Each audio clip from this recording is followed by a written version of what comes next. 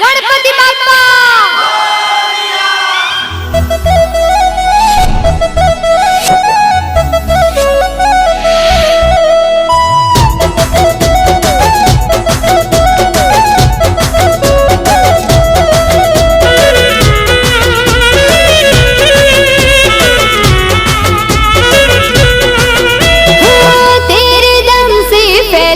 उजाला गणपति बाप्पा मोरिया हो हम सबका है तू रखवाला गणपति बाप्पा मोरिया हो तेरे दम से एक कदम से दुनिया हिल जाए हो मुश्किल में मांगो जो दिल से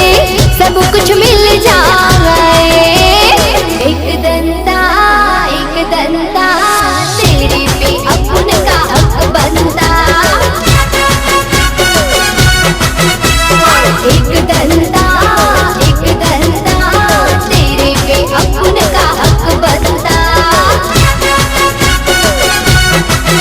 हो तेरे दम से फैला उजाला गणपति बाप्पा मोरिया हम सबका है तू रखवाला गणपति बाप्पा मोरिया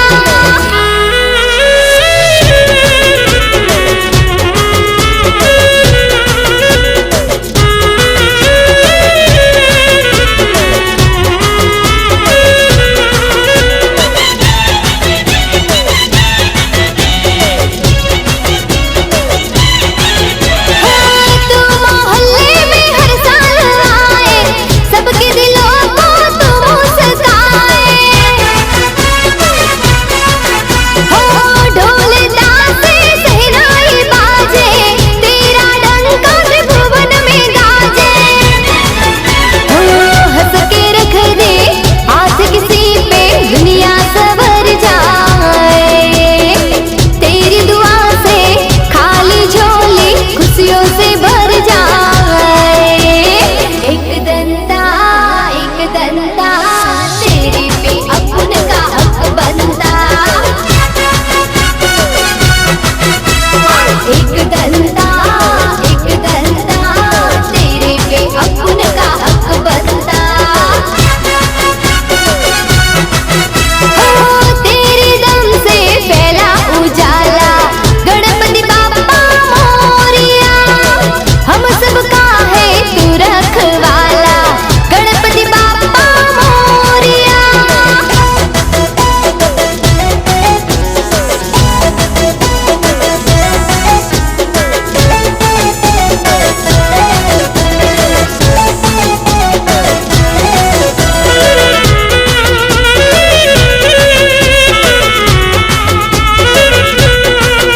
हो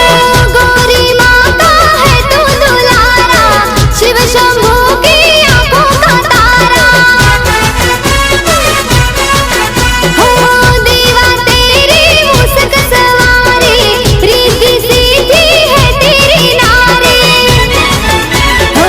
शुभ और लाभ है बेटे तुम्हारे सबको मन भाए देख ले जो मूर्त तेरी भक्त ही बन जाए एक दंता तेरे पे अपन का हक बनता एक दंता तेरे पे अपन का हक बनता हो